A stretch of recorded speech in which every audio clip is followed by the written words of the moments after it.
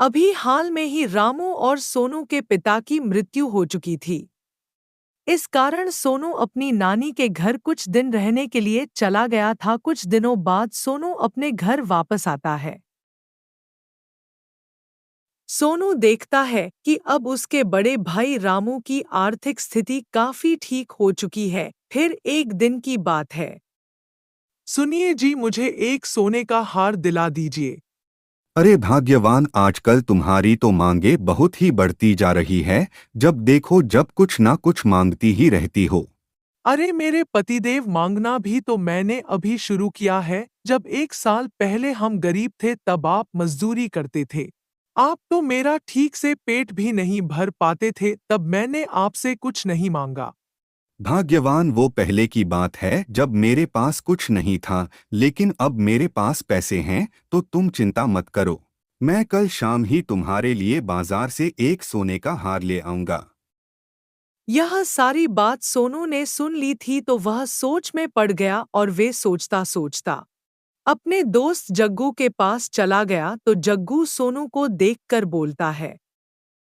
अरे भाई सोनू, कब आया तू अपनी नानी के यहाँ से? बड़े दिन हो गए तुझे देखे, और तू मुझे थोड़ा परेशान क्यों नजर आ रहा है? पता तुझे क्या परेशानी है?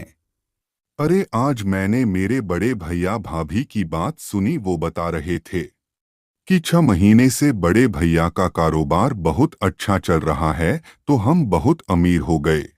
अरे सोनू, यह तो बहुत ही अच्छी बात है। मुझे भी बहुत जल्दी से अमीर बनना है। तुम यह बताओ, तुम्हारे बड़े भाई क्या काम करते हैं? क्या काम करते हैं? मुझे भी बताओ यार, मुझे भी उनके जैसा काम करना है और जल्दी से जल्दी अमीर बनना है।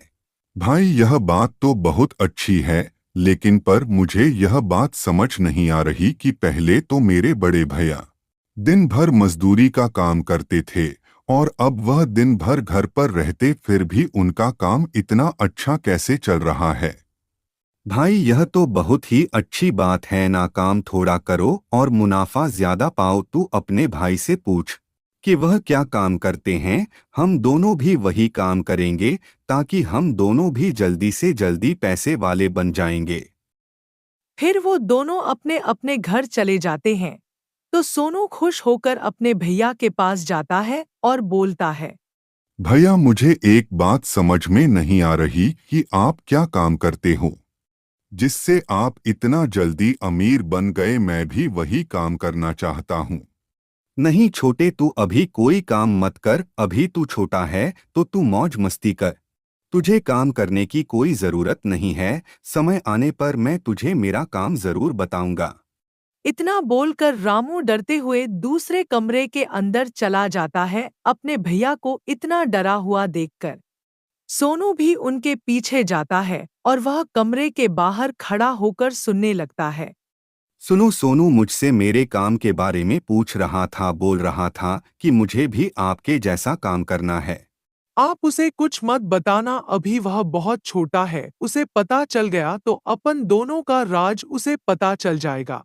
तो सोनू अपने मन में बोलता है। ऐसा भी क्या काम कर रहे हैं बड़े भैया जो वो मुझे नहीं बता रहे? मुझे यह बात तो पता लगानी होगी, इसलिए मुझे जग्गू की मदद लेनी होगी। सुबह होते ही सोनू जल्दी जल्दी अपने दोस्त जग्गू से मिलने के लिए चला जाता है और वे उसे सारी बात बता देता है। तो जग्गू बोलता है। अगर ऐसी बात है तो हमें जरूर पता लगाना होगा कि तुम्हारा भाई ऐसा क्या काम करता है।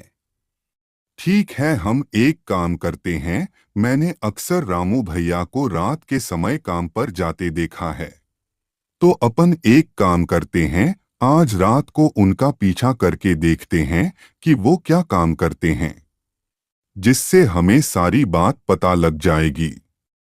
कुछ समय में रात हो जाती है तो सोनू अपने कमरे में सोने का नाटक करता है। तो रामू काम करने के लिए घर से बाहर जा रहा था। बाहर जा रहा था रामू को जाता देखकर सोनू भी रामू का पीछा करने लगता है। सोनू के साथ उसका दोस्त भी सोनू के पास आ जाता है। वे दोनों रामू के पीछे पीछे जा रहे थे। वह दोनों देखते हैं कि रामू एक घर के बाहर खड़ा है। मुझे लगता है तुम्हारे बड़े भैया इसी घर में काम करते होंगे। फिर वह दोनों देखते हैं कि रामू उस घर के अंदर चला जाता है और उस घर से कुछ चोरी करके वापस बाहर आता है।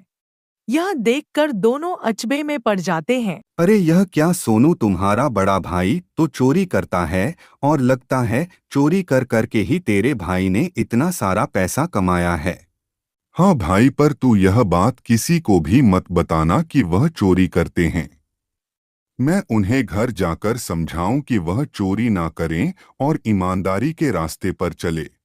तू कितना पागल है यार, तो तेरे बड़े भाई का साथ देना और दोनों मिलके बहुत चोरी करो और बहुत पैसे कमाओ। तू पागल है वाकई में, तू जो उन्हें चोरी करने के लिए मना कर रहा है। तू सोनू जग्गू की बात नहीं सुनता। वो अपने घर चला जाता है और वह अपने भाई के पास जाकर बोलता है, भैया आप चोरी का काम छोड़ दो, इस चोरी के काम से किसी का भी भला नहीं हुआ।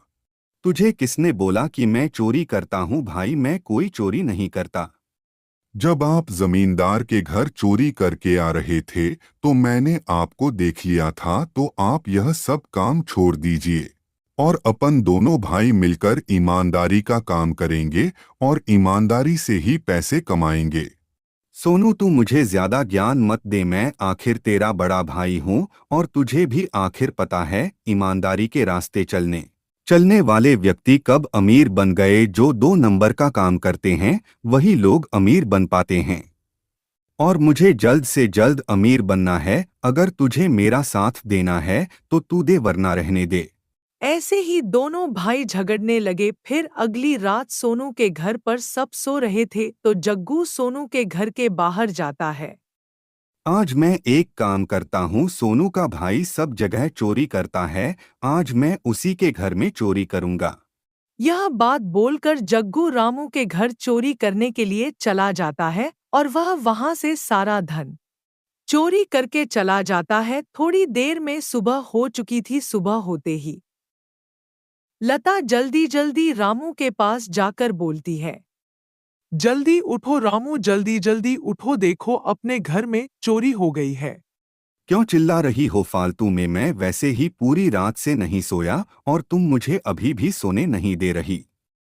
लता की आवाज सुनकर वहां पर सोनू आ जाता है। देखो भैया, मैंने आपको पहले ही बताया था कि चोरी करने से किसी का भला नहीं होता। देख लो आज अपने घर में ही चोरी हो गई। भाई तू सही कह रहा है, मुझे भी अब चोरी वरी करना छोड़ देना चाहिए और मेहनत की रोटी कमाकर खानी चाहिए।